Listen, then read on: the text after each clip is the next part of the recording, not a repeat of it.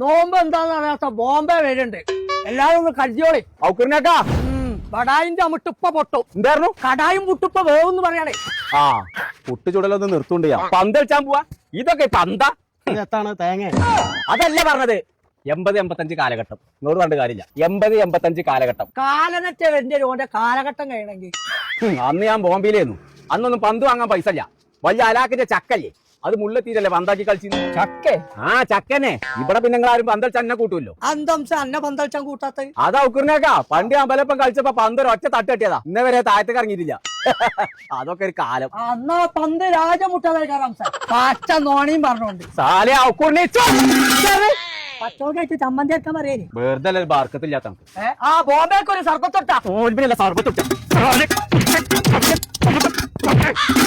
ദോശ വട ചായ samosa very very very very. നിങ്ങളൊക്കെ ഒരു നോൽമ്പ് വെച്ചിട്ടുണ്ട് എങ്ങനെ? ഞാനൊക്കെ ബോംബെയിലായിരുന്നു ഒരു ദിവസം 4 നോൽമ്പ് പറ്റിയത്. അടച്ച റബ്ബേ.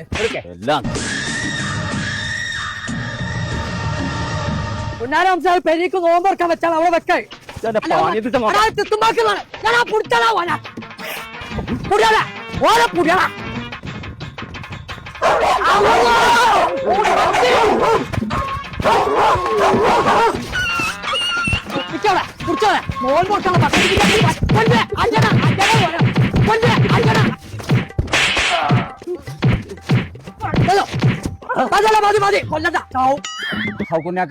ഈ ബിരിയാണിനെ പറ്റി ഞാൻ കൊറേ കേട്ടോ. അത് തിന്നുള്ള പൂജന്റെ അടുത്ത് പാഞ്ഞാണ്. അതിന്റെ അല്ല എടുത്തു പോണ്ടേ കേട്ടില്ലേ? പോരടാ.